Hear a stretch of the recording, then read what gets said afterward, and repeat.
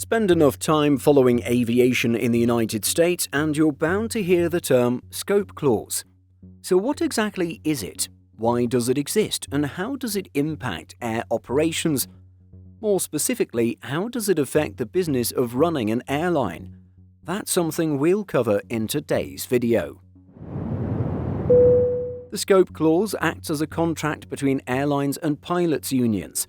Its role is to limit the size of aircraft the regional affiliate may fly. The clause impacts aircraft, pilots, and the route networks of major airlines. Regarding the airline industry, a scope clause limits the number of passengers a regional aircraft can carry. Currently, the hard cap is 76 passengers, but it gets even more specific in that there is also a limit on a regional plane's certified maximum takeoff weight, which cannot exceed 86,000 pounds. Additionally, each major US airlines union has a way of capping the number of regional jets that can operate on behalf of the mainline brand. One example could be placing a limit on the percentage of the mainline's fleet or a specific number of aircraft. It's important to know that it's pilots' unions that have negotiated and implemented scope clauses and not the airlines. Pilot unions have used scope clauses since before the deregulation of the industry. From the outset, scope clauses, like many other protections, were implemented as safeguards to work rules. The airline industry is heavily influenced by socio-political and economic factors which have led to downturns, with recent examples being post-9/11, the Great Recession of 2008, and the COVID-19 pandemic. If the economic conditions during a contract negotiation are poor, wages and work rules could more easily be negotiated below previous standards.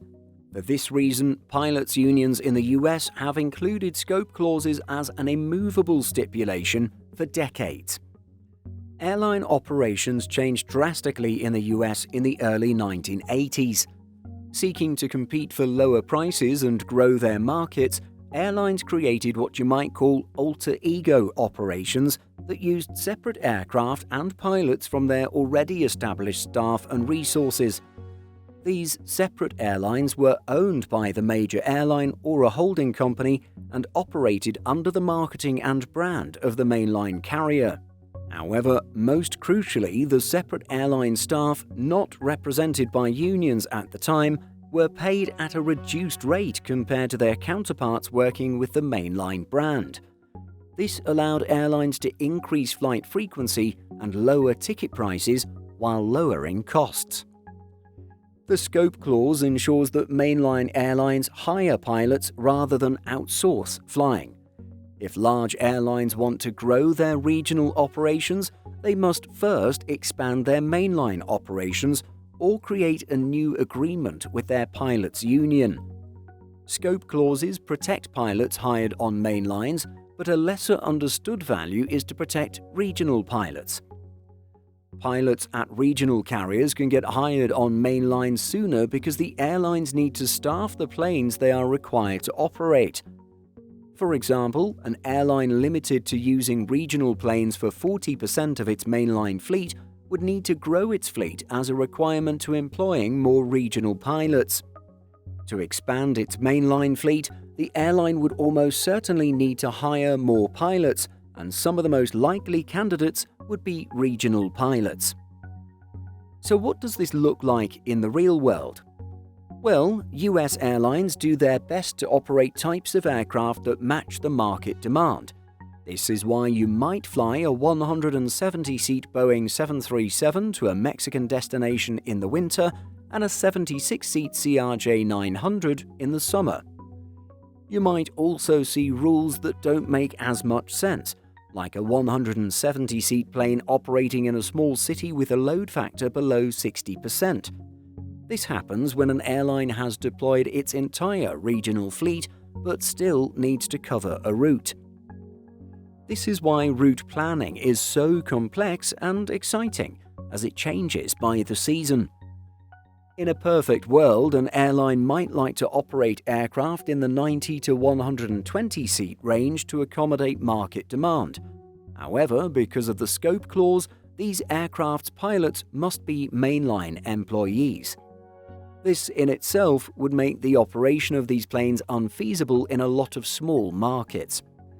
Aircraft manufacturers are likewise affected by the US scope clause. Bombardier's CRJ program, since acquired and closed by Mitsubishi, and Embraer's E-Jets, made sure to offer aircraft that precisely met such regulations.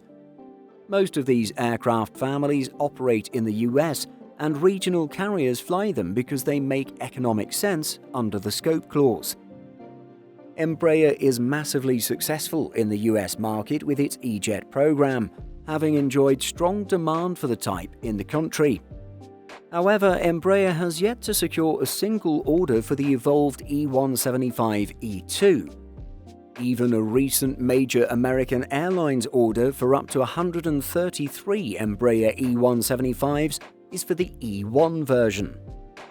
Why would the airline settle for a less efficient jet when its more advanced successor is available? Well, a key factor is that the scope clause excludes its operation. Indeed, its newer, more efficient geared turbofan engines exceed the 86,000-pound weight restriction in the scope clause. The US market needs airliners that seat between 90 and 130 passengers, falling between the 76-seat larger regional jets and narrow bodies like the Boeing 737-700 or Airbus A319. Embraer once controlled this market share, having delivered E190/E195 aircraft to American Airlines and JetBlue. However, with American Airlines having stored these aircraft and JetBlue phasing them out, this market share is firmly controlled by the Airbus A220. Delta Airlines operates the A220 today, as does JetBlue, and by orders placed, these carriers are among the largest operators of the type. Pilots love flying the plane, and passenger reviews have been outstanding. To their credit, passengers are also known to enjoy the CRJ 900 and Embraer 175, which boast some of the best legroom in their respective airlines' fleets due to the ability to carry more than 76 passengers if the scope clause were not in place. The bottom line is that the scope clause is a fascinating factor that has a tangible effect on how airlines operate and how Americans travel. Indeed, it's something that has industry-wide repercussions in the US market. The regulations implemented by pilots' unions protect work and compensation rules for all airline pilots and have a visible effect on the planes that passengers fly. Industry analysts have posited that regional airlines might no longer be viable models for airlines after pilot wage increases. However, the validity of these musings is long from being determined. As long as regional airlines are in the US, the scope clause will also exist. What do you think of scope clauses? Are you in favor of them? Share your thoughts by leaving a comment down below. Simple Flying publishes over 150 articles every week. If you're looking for the latest aviation news and insights, visit simpleflying.com.